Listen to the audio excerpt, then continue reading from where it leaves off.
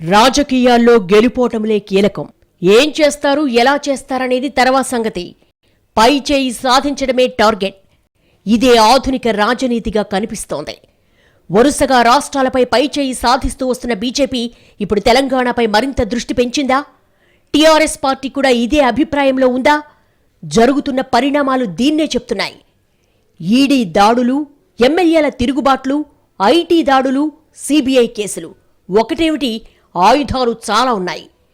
ఎప్పుడేది తెరమీదకొస్తుందో ఎవ్వరూ ఊహించలేరు.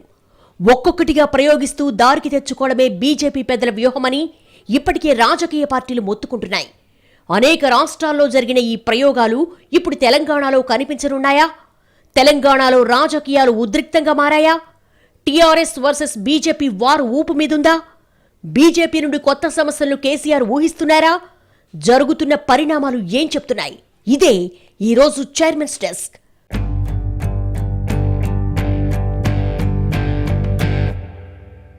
కావాలంటే కేసులు పెట్టుకోండి. ఈడీ దాడులు చేస్తారా? చేసుకోండి. ఒక్క కేసీఆరే కాదు, టీఆర్ఎస్ నేతల నుంచి ఈ తరహా మాటలు తరచూ వినిపిస్తున్నాయి.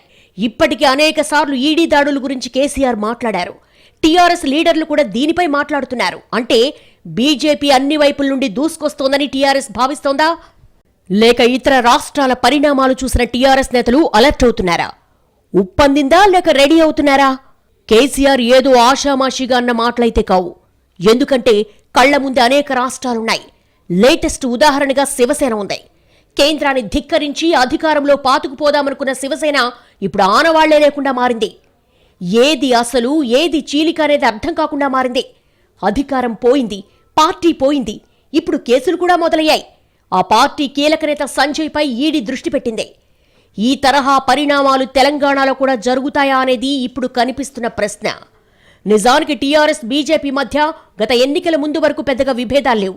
కానీ 2019 ఎన్నికలకు ముందే కేసీఆర్ ఫెడరల్ ఫ్రంట్ నినాదాన్ని తలకెత్తుకున్నారు. ఆ తర్వాత కూడా ప్రాంతీయ పార్టీలను ఏకం చేసే ప్రయత్నాలు చేశారు. లేటెస్ట్గా కొద్ది నెలలుగా జాతీయ పార్టీ గురించి మాట్లాడుతున్నారు.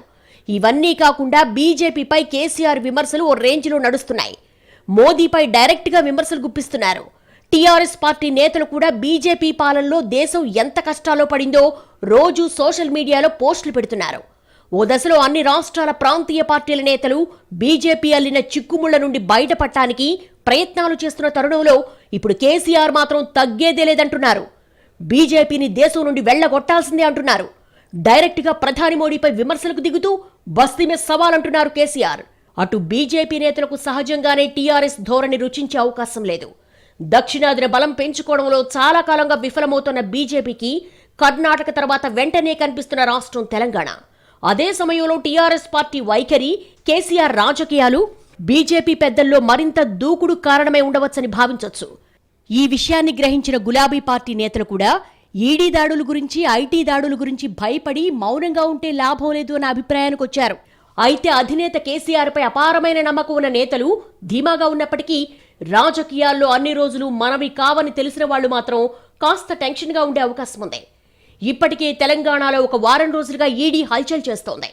చికోటి పేరుతో దాడులు జరుగుతున్నాయి. ఇది ఇంతవరకే ఆగుతుందా లేక మరింత ముందుకు పోతుందా? దీన్ని అడ్డుపెట్టుకుని ఇంకెన్ని దాడులు జరుగుతాయా అన్న అనుమానాలు పెరుగుతున్నాయి. మరోవైపు తెలంగాణ కాంట్రాక్టర్లపై, పారిశ్రామికవేత్తలపై ఈడీ, ఐటీ దాడులు మొదలయ్యాయి. వాటి నుంచి ఏమైనా లింకులు వాడుకొని ప్రధాన నేతల వైపు మళ్లుతుందా అన్న సందేహాలు కూడా ఉన్నాయి. ఇది అంతిమంగా గులాబీ బాస్కు చెక్ పెట్టేలా పరిణమిస్తాయా అన్న అనుమానాలు కూడా ఆ పార్టీ నేతల్లో ఉండే ఛాన్స్ ఉంది. అవినీతిని వెతికి పట్టుకొని ఇరకాటంలో పెట్టాలనుకుంటే ఏ రాష్ట్రంలోనైనా అది పెద్ద విషయం కాకపోవచ్చు. ఎందుకంటే ఏదో ఓ మూల, ఏదో ఓ వ్యవహారంలో తప్పు పట్టాలనే ఉద్దేశంతో దిగితే అది పెద్ద కష్టమైతే కాదు. ఈ లెక్కను చూస్తే ప్రభుత్వ పథకాలు, ప్రాజెక్టుల్లో అవినీతిని తవ్వితీసి టీఆర్ఎస్ను వెంటాడతారా అనేది మరో ప్రశ్న. నిజానికి గతంలో కాంగ్రెస్ కూడా ఈ తరహా రాజకీయాలు చేసింది. విపక్ష పార్టీలు అధికారంలో ఉన్న రాష్ట్రాల్లో ఆ పార్టీలను బలహీనపరిచేందుకు ప్రయత్నించింది. ఇందిరాగాంధీ హయాంలో ఇలాంటి ప్రయత్నాలు పుష్కలంగా జరిగాయి. రాష్ట్రాల్లో అధికారంలో ఉన్న ప్రాంతీయ పార్టీలు కూడా ఈ విషయంలో తక్కువేం కాదు. ఇప్పుడు బీజేపీ కూడా అదే దారిలో ఉంది. ఇంకా చెప్తే ఈ వ్యవహారంలో బీజేపీ 4 ఆకులు ఎక్కువే చదివింది. దానికి ఉదాహరణే వివిధ రాష్ట్రాల్లో జరుగుతున్న పరిణామాలు. శత్రువు బలాబలాలను అంచనా వేసుకుని యుద్ధానికి అడుగులేయాలి. కేసీఆర్ ఇప్పుడు యుద్ధం ప్రకటించింది చిన్నా చితక వ్యక్తిపై కాదు. ఇప్పుడు దేశ రాజకీయాల్లో మోదీని ధిక్కరించేవాళ్లు లేరు. అమిత్ షా, మోదీ ద్వయం వ్యూహాలు ఎదిరించే శక్తి లేదు. ఎన్నికల ముందు వరకు మోడీకి సవాళ్లు విసిరిన మమత ఇప్పుడు సైలెంట్ అయ్యారు. సన్నిహిత మంత్రి పార్థ చటర్జీ అరెస్ట్, ఈడీ దాడులతో పార్టీకి ప్రభుత్వానికి అంటిన మరకను కడుక్కునే పనిలో మమత ఉన్నారు.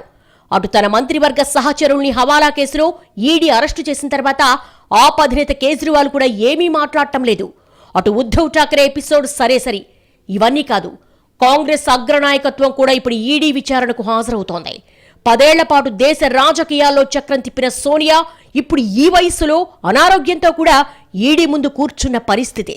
అటు రాహుల్ గాంధీ సంగతి చెప్పనక్కర్లేదు. అంటే ఇతర రాష్ట్రాల్లో కీలక ప్రాంతీయ పార్టీల నేతలు యుద్ధానికి కామాపెట్టి గాయాలు చెక్ చేసుకుంటున్న సమయంలో కేసీఆర్ రంగంలోకి దిగారు. దేశ రాజకీయాల్లో కీలక పాత్ర పోషిస్తారంటున్నారు. ఈ పరిణామాలు తెలంగాణ రాజకీయాల్లో ఎటు తీసుకుపోనున్నాయి? టీఆర్ఎస్ పార్టీలో ఎలాంటి మార్పులు తీసుకురానున్నాయి? కమలం కత్తుల్లూరుతోంది, కారు జోరు మీదుంది, యుద్ధం మొదలైంది. ఎవరి వ్యూహాలు వాళ్లవి, ఎవరి అస్త్రాలు వాళ్లకున్నాయి. గులాబీ కాషాయ పోరులో విజేత ఎవరు? ఇదే ఇప్పుడు తెలంగాణ రాజకీయాల్లో కనిపిస్తున్న దృశ్యం. నిజానికి కొద్ది రోజులుగా తెలంగాణలో షిండే అనే మాట చాలా పాపులర్ అయింది. అటు బీజేపీ నేతలు తెలంగాణలో కూడా షిండేలున్నారని హెచ్చరించడం, టీఆర్ఎస్ నేతలు కూడా దమ్ముంటే షిండేలను దించడానికి సవాల్ చేయడం చూస్తున్నాం. అటు ఈటెల లాంటి వాళ్లు చేరికల గురించి మాట్లాడుతున్నారు. కేంద్ర హోంశాఖ మంత్రి అమిత్ షాతో ఈటెల గతంలో భేటీ అయిన సందర్భంలోనే ఆయనను ప్రత్యేకంగా చేరికలకు ఇన్ఛార్జింగ్ చేశారు. టీఆర్ఎస్ పార్టీ గుట్టుమట్లు తెలిసిన నేతగా పార్టీలోని అందరు నేతల గురించి అవగాహనున్న ఈటెలకు ఈ బాధ్యతలు అప్పగిస్తే ఆశ్చర్యపడాల్సిందేమీ లేదు. దానికి తగ్గట్టుగానే ఆయన కూడా చాలా మందికి టచ్లో ఉన్నారని, చేరికలు భారీగానే ఉంటాయని చెప్తున్నారు.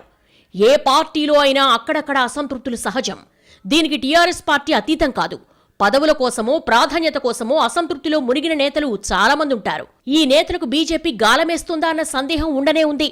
ఇలాంటి సమయంలో తెలంగాణలో షిండే అనే పేరు ప్రస్తావనకు రావడం బీజేపీ హెచ్చరికగా చేసిందా, లేదా వాస్తవంగా అలాంటి అవకాశాలున్నాయా అన్న చర్చ రావడం సహజం. కానీ ఇక్కడ కేసీఆర్ చిన్నా చితక వ్యక్తి అయితే కాదు.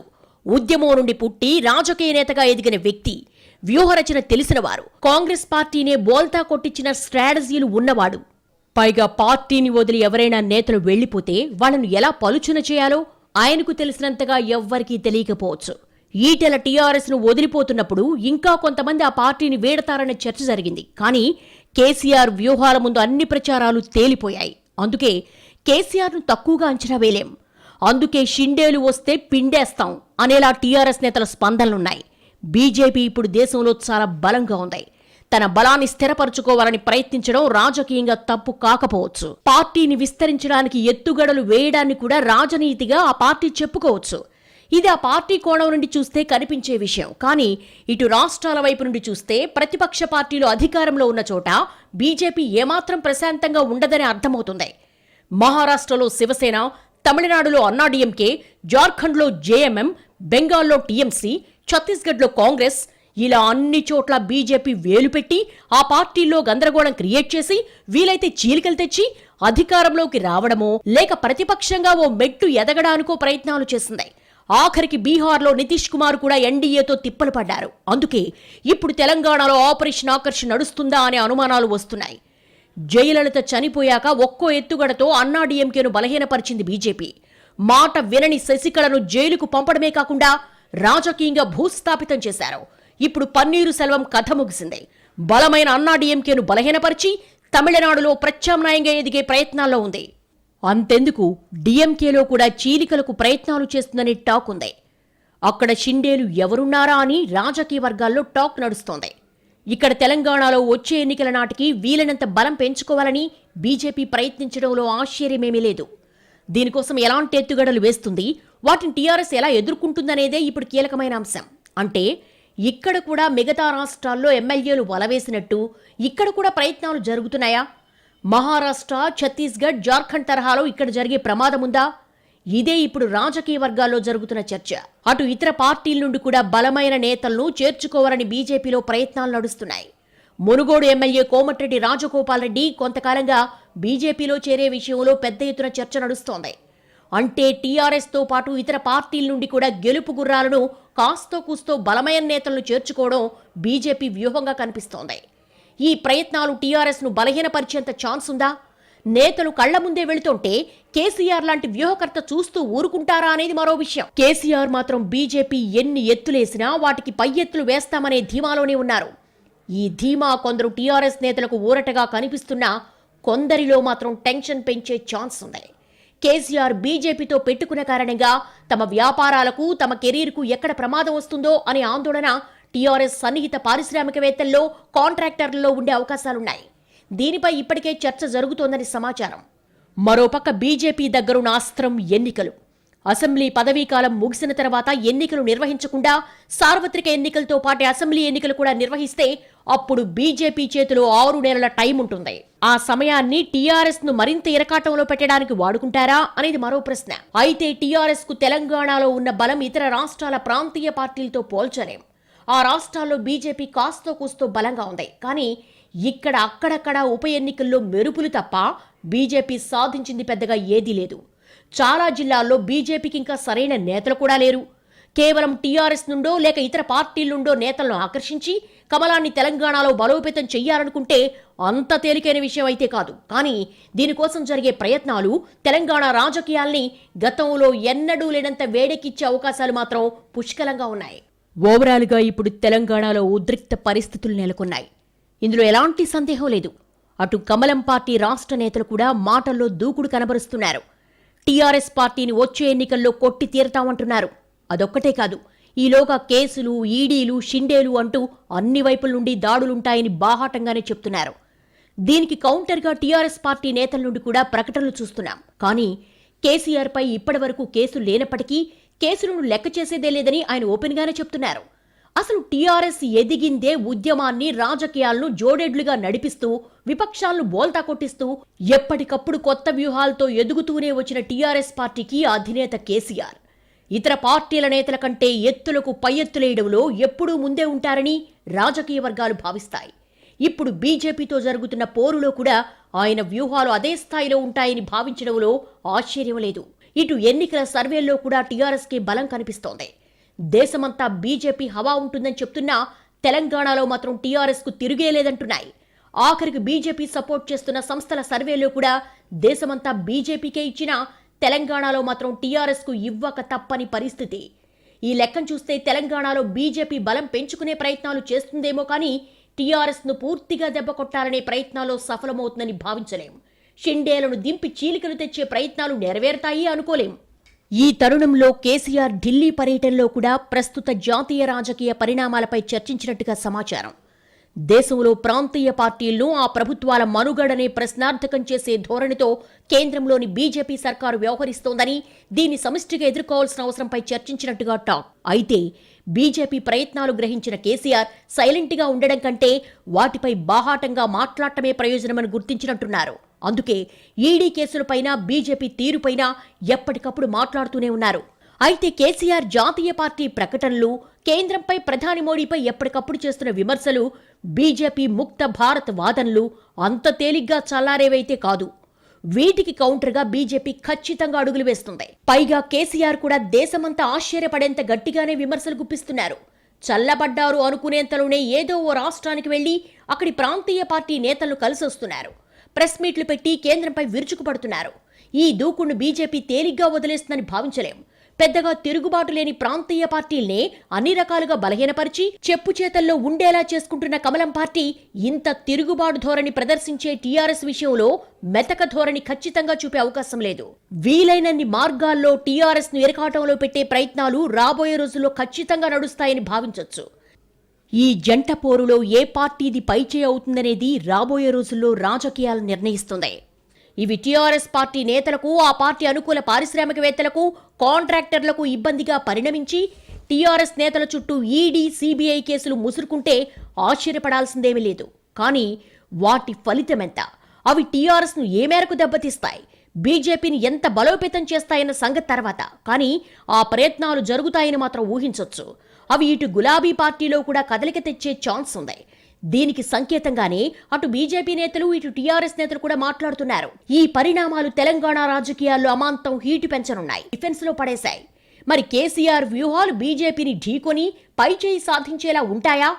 ఈడీ, ఐటీ కేసులు, ఆకర్షణ వ్యూహాలు దాటుకుని కేసీఆర్ టీఆర్ఎస్ పార్టీని ఎలా నడిపిస్తారో చూడాలి. జాతీయ స్థాయిలో బలమైన ప్రత్యామ్నాయం లేకనే బీజేపీ ఆడింది ఆట పాడింది పాటగా ఉందని విరుచుకుపడుతున్న కేసీఆర్ అత్యంత అప్రమత్తంగా ఉండే పొలిటీషియన్. ఆయన ప్రతి అడుగు వెనుక ఒక వ్యూహం ఉంటుంది. అది ప్రత్యర్థులకు అందదు. ఎప్పుడు ఎక్కడ ఎలా రియాక్ట్ అవ్వాలన్న దానిపై ఆయన లెక్కలు వేరుగా ఉంటాయి. తొలినాటి నుంచి ఆయన అడుగులు ఇదే చెప్తాయి. అదే సమయంలో మోదీ, అమిత్ షా ద్వయం ఎత్తుగడలకు మహామహానేతలు కూడా కోలుకోలేని పరిస్థితి కూడా కళ్ల ముందే ఉంది. అలాంటప్పుడు ఇప్పుడు తెలంగాణలో బీజేపీ వ్యూహాలేంటి? దానికి కౌంటర్గా కేసీఆర్ కొత్త ప్రణాళికలు ఏ దిశగా సాగుతాయి అన్న ఆసక్తి సామాన్యుల్లోనే కాదు, రాజకీయ పార్టీల్లో కూడా ఉంది. ఏది ఏమైనా బీజేపీ టీఆర్ఎస్ వార్ జోన్గా మారిన తెలంగాణలో గులాబీ పార్టీ అలర్ట్ గా ఉండాలనే సూచనలు మాత్రం స్పష్టం. ఆల్రెడీ మొదలైపోయిన వార్, ఆల్రెడీ యుద్ధం మొదలైపోయింది. ఈ వార్ వచ్చే ఎన్నికల నాటికి మరింత తీవ్ర స్థాయిలో ఉండే అవకాశాలు కనిపిస్తున్నాయి. ఇది ఈ వారం చైర్మన్స్ డెస్క్. వచ్చే వారం మరో అంశంతో కలుద్దాం. నమస్తే.